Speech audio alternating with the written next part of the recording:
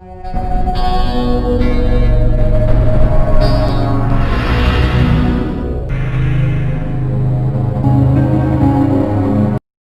Students, आप सभी का स्वागत है आपके अपने यूट्यूब चैनल एबीपीएन एजुकेशन पर। आज हम लोग इस वीडियो में चौथा अध्याय हम लोग पढ़ेंगे, दक्षिण का पठार। ठीक है, हमारे देश के दक्षिण में जो पठारी भाग है, जैसा कि फिगर अभी आप लोग स्क्रीन पर देख रहे होंगे, हरा कलर का आपको फिगर दिखाई दे रहा होगा, पठारी भाग को दर्शाया गया है। ठीक है, और उसके जस्ट नीचे कॉर्नर में जो है एक ब्लू कलर के थीम में लिखा हुआ है भारत के पठारी क्षेत्र। तो वही आपका जो हरा वाला पार्ट आप जो देख रहे हैं वही आपका पठारी क्षेत्र है। तो आइए सबसे पहले हम लोग यह समझते हैं कि पठार क्या होता है। ठीक है, तो पठार भूमि का वह भाग होता है जो सामान्यतः भूमि से कुछ उठा हुआ होता है। ठीक है, पठार कौन सा भाग होता है? तो पठार भूमि का वह भाग होता है जो सामान्यतः, मतलब जनरल में जो है सामान्यतः वह भूमि से हल्का उठा हुआ होता है। इसका ऊपरी सिरा चिकना वह मेज की तरह जो है वह सपाट होता है। सपाट मतलब समतल, है ना। चिकना होता है और सपाट मतलब कैसा होता है? समतल होता है।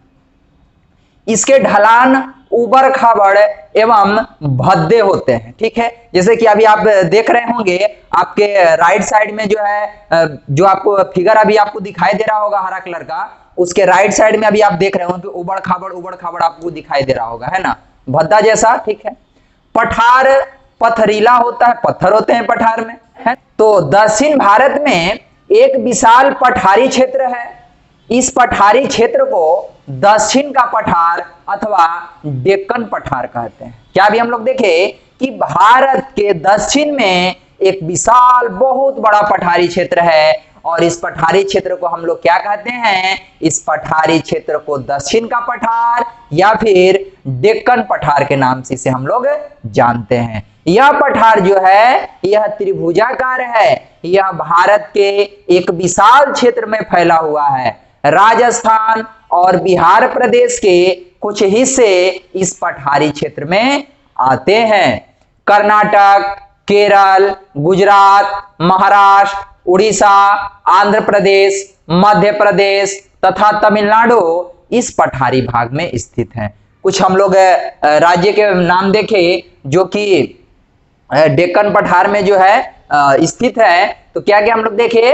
कर्नाटक देखे, केरल, गुजरात, महाराष्ट्र, उड़ीसा, आंध्र प्रदेश, मध्य प्रदेश और तमिलनाडु। ठीक है, तो ये सभी कुछ राज्य थे जो कि उस पठारी भाग में स्थित है। आइए आगे देखते हैं। तो दक्षिण के पठारी क्षेत्र के उत्तर पश्चिम में, ठीक है, अरावली पहाड़ियां हैं। उत्तर पश्चिम में क्या है? अरावली पहाड़ियां हैं, तथा इसके उत्तर पूर्वी कोने पर राजस्थान की पहाड़ियां हैं। अगर हम इस बात करते हैं उत्तर पश्चिम हिस्सा में, ठीक है, जैसे मान लेते हैं कि यह पठारी भाग है, ठीक, तो इस पठारी भाग का उत्तर पश्चिम, यानी उत्तर पश्चिम में कौन सा भाग होगा? उत्तर पश्चिम में यह भाग होगा, है ना। तो इस भाग में क्या है? तो इस भाग में हम लोग देखे कि इस भाग में जो है अरावली की पहाड़ियां हैं, और उसके बाद हम लोग देखे कि उत्तर पूर्वी कोने पर राजस्थान की पहाड़ियां हैं। उत्तर पूर्वी कोना यानी कि इस कोना पर, है ना, इस कोना पर क्या है? राजस्थान की पहाड़ियां हैं। ठीक है, क्लियर यहां तक। तथा नागपुर का पठार, यहां राजस्थान की पहाड़ियां हैं और नागपुर का पठार भी यहीं पर है। ठीक है, नागपुर का पठार और राजस्थान की पहाड़ियां, राजस्थान की पहाड़ियां और नागपुर का पठार जो है उत्तर पूर्व दिशा में पड़ता है। क्लियर है सभी को? आइए आगे चलते हैं। तो आगे है कि दक्षिणी सिरे पर नीलगिरी तथा अन्नामलाई की पहाड़ियां, दक्षिणी सिरे पर यानी नीचे, ठीक है, नीचे जो है वो क्या है? तो इसके नीचे जो है वह नीलगिरी तथा अन्नामलाई की पहाड़ियां हैं। इसके पश्चिमी सिरे पर भी पहाड़ियों की श्रृंखला है, इसे पश्चिमी घाट कहते हैं। ठीक है, क्लियर यहां तक। इसी प्रकार पूर्वी सिरे पर स्थित पहाड़ियों को पूर्वी घाट कहते हैं। जो पश्चिम सिरा पर पहाड़ी है उसको पश्चिमी घाट, और जो पूर्वी सिरा पर पहाड़ी है उसको हम लोग कहते हैं पूर्वी घाट। ठीक है, दक्षिण के पठारी भागों को निम्न 4 वर्गों में बांटा जा सकता है। ठीक है, कितने वर्गों में? 4 वर्गों में बांटा जा सकता है, और चारों का नाम अभी आप देख रहे होंगे। जिसमें पहला है उत्तर पश्चिमी पठार, दूसरा है उत्तर पूर्वी पठार, तीसरा है मध्य पठारी क्षेत्र और चौथा है दक्षिण पठारी क्षेत्र। कितने भागों में बांटा गया यह तो हम लोग देख लिए। आइए बारी बारी से जो है प्रत्येक के बारे में हम लोग कुछ जानकारी लेते हैं, ठीक है। तो सबसे पहले है उत्तर पश्चिमी पठार, ठीक है। उत्तर पश्चिमी पठार अरावली पहाड़ियों से लेकर सोन नदी तक फैला हुआ है, यानी कि उत्तर पश्चिमी पठार जो है वो कहां से कहां तक है, तो अरावली पहाड़ी से लेकर के सोन नदी तक फैला हुआ है, ठीक है। इसके दक्षिणी भाग में विंध्य पहाड़ियां हैं, दक्षिण भाग में यानी नीचे की तरफ है ना, कौन सी पहाड़ी है, विंध्य पहाड़ी है, ठीक है। राजस्थान, गुजरात, उत्तर प्रदेश तथा मध्य प्रदेश के कुछ भाग इस क्षेत्र में स्थित हैं। उत्तर पश्चिमी पठार की प्रमुख नदियां कौन कौन सी है, तो प्रमुख नदियां की यदि बात करें तो चंबल नदी, बेतवा नदी तथा सोन नदी, ठीक है। इन नदियों का प्रवाह उत्तर की ओर है, यह किधर बहती है, उत्तर दिशा की तरफ बहती हैं। इन नदियों का प्रवाह उत्तर दिशा की तरफ है, ठीक है। आगे जाकर यह यमुना तथा गंगा नदी में मिल जाती है। यहां पठार का ढाल उत्तर दिशा की ओर है, उत्तर दिशा की ओर बहती है, ठीक है। इसलिए इस क्षेत्र की नदियां उत्तर की ओर बहुत तेजी से बहती है, उसी की तरफ इसका ढाल है, इसलिए उधर तेजी से बहती है।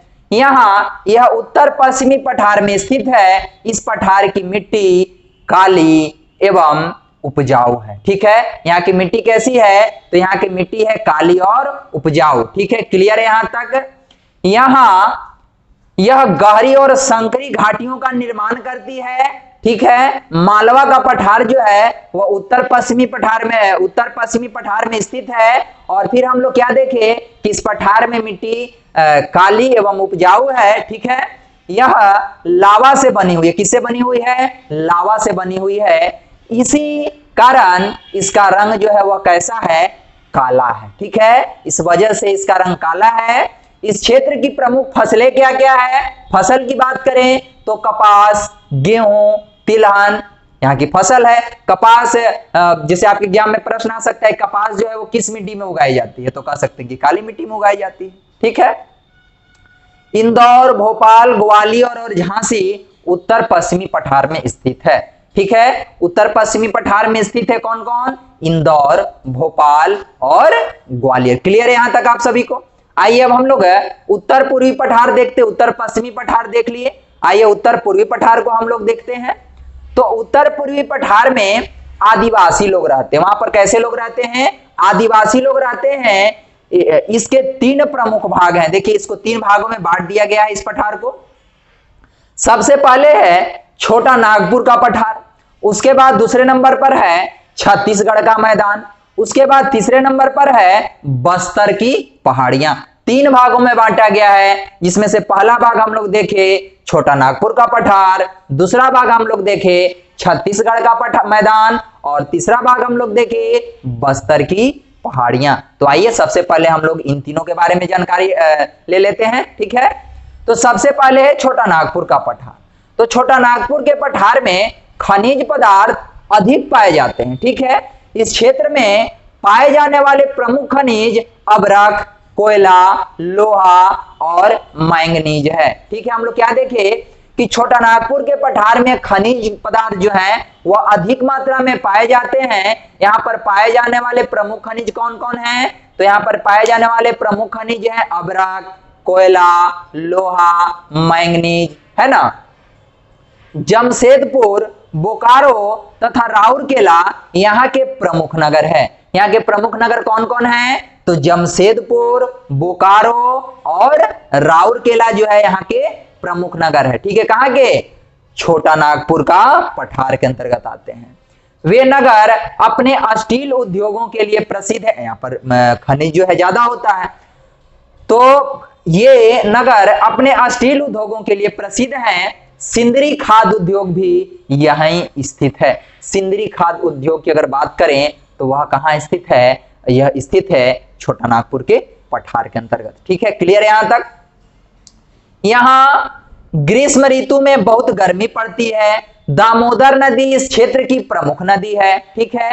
इस पर एक बांध बनाया गया है। दामोदर नदी घाटी में कोयला अत्यधिक मात्रा में पाया जाता है। हम लोग देखे कि यहाँ पर ग्रीष्म ऋतु में गर्मी जो है अधिक मतलब अधिक मात्रा में पड़ती है, और दामोदर नदी इस क्षेत्र की प्रमुख नदी है और इस नदी पर एक बांध भी बनाया गया है। ठीक है, और दामोदर नदी घाटी में कोयला जो है वह अधिक मात्रा में पाया जाता है। क्लियर हो चुका है यहां तक आप सभी का? आइए आगे देखते हैं। तो दूसरे नंबर पर हम लोग देखते हैं छत्तीसगढ़ का मैदान। ठीक है, तो छत्तीसगढ़ का मैदान बहुत अधिक उपजाऊ है। इस मैदान में होने वाली फसलों की सिंचाई महानदी के पानी से की जाती है। ठीक है, यहाँ पर जो फसलों की सिंचाई होती है वो किस नदी से होती है? तो महानदी से यहाँ की फसलों की सिंचाई की जाती है। क्लियर यहां तक? यहाँ वर्षा बहुत अधिक होती है। वर्षा के कारण महानदी में बाढ़ आ जाती है। हीराकुंड बांध महानदी पर ही बनाया गया है। आपसे एग्जाम में प्रश्न आ सकता है कि हीराकुंड बांध किस नदी पर है? तो हीराकुंड बांध महानदी पर है। क्लियर है यहां तक आप सभी को?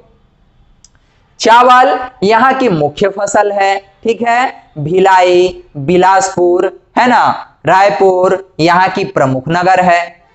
अब आगे देखते हैं बस्तर की पहाड़ियां। ठीक है, तो छत्तीसगढ़ के दक्षिण की ओर बस्तर की पहाड़ियां, छत्तीसगढ़ के दक्षिण की ओर बस्तर की पहाड़ियां हैं।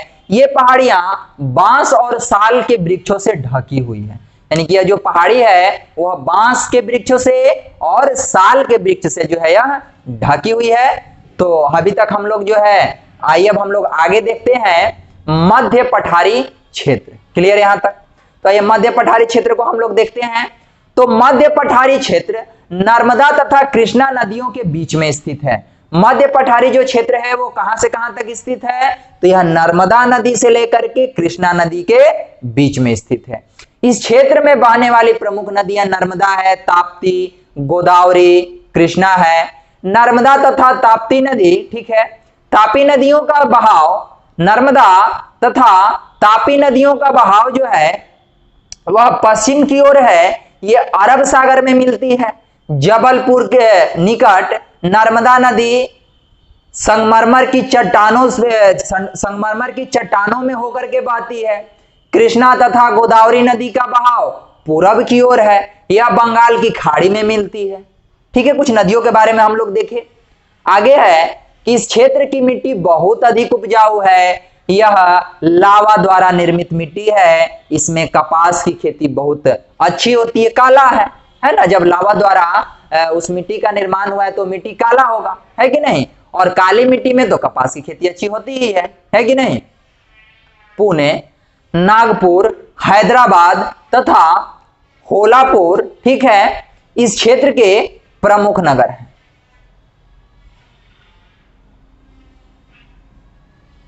पुणे, नागपुर, हैदराबाद तथा सोलापुर इस क्षेत्र के प्रमुख नगर हैं। यहां का मौसम बहुत गर्म है। जाड़ों में अधिक ठंड नहीं पड़ती है। कहीं वर्षा अधिक तथा कहीं कम होती है कि नहीं? कहीं पर वर्षा अधिक होता है, कहीं पर वर्षा कम होता है। तो हम लोग मध्य पठारी क्षेत्र के बारे में भी अध्ययन कर लिए। आइए अब हम लोग सबसे अंतिम जो हमारा पार्ट था दक्षिण का पठारी क्षेत्र, इसके बारे में भी कुछ हम लोग जानकारी हासिल कर लेते हैं। तो कृष्णा नदी के दक्षिण की ओर स्थित यह क्षेत्र दक्षिण दिशा में बढ़ने पर बहुत संकरा होता चला जाता है। संकरा मतलब पतला होता चला जाता है। ठीक है, पश्चिमी घाट तथा पूर्वी घाट एक दूसरे के बिल्कुल निकट आ जाते हैं और अंत में एक दूसरे से मिल जाते हैं। इसके दक्षिण में नीलगिरी तथा कार्डेमम की पहाड़ियां हैं। इन दोनों पहाड़ियों के बीच में पाल घाट दर्रा है। कौन सी दर्रा है? पाल घाट दर्रा। किस किस पहाड़ियों के बीच? तो हम कह सकते हैं कि नीलगिरी तथा कार्डेमम पहाड़ियों के बीच, है ना, पाल घाट दर्रा है। क्लियर है यहां तक?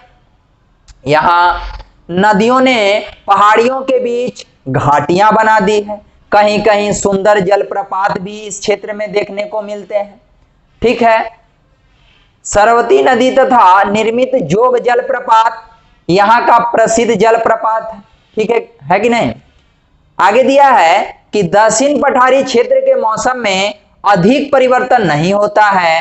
पश्चिमी घाट पर वर्षा बहुत अधिक होती है। इस पर साल, चंदन और टीक के घने वन पाए जाते हैं। कुछ वृक्ष हम लोग देखे, साल का वृक्ष, चंदन का वृक्ष और टीक का वृक्ष, तो इसके घने वन पाए जाते हैं। कपास, कॉफी, चाय, रबड़, गन्ना और ज्वार आदि यहाँ की प्रमुख फसल है।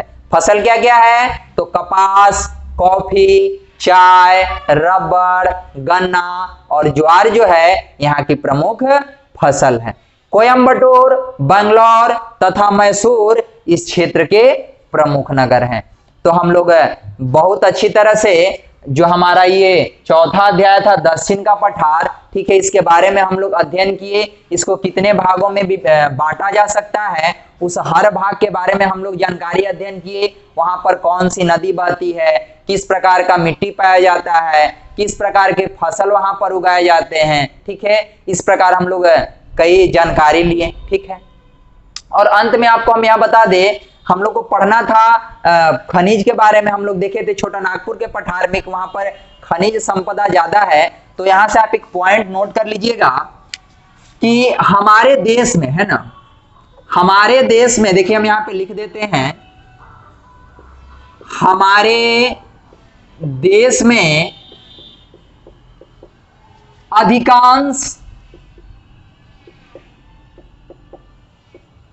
अधिकांश सोना, ठीक है, कोलार से प्राप्त किया जाता है। कहां से प्राप्त किया जाता है? कोलार की खानों से।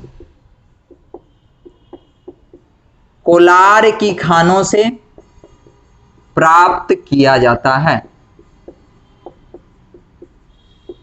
ठीक है। और ये कोलार कहां है? तो कोलार आपको पड़ता है कर्नाटक में। कोलार कहां पड़ता है? कर्नाटक में पड़ता है। कर्नाटक भारत का ही, भारत में स्थित है कि नहीं।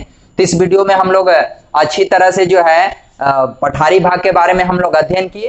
तो इस वीडियो में बस इतना ही। धन्यवाद।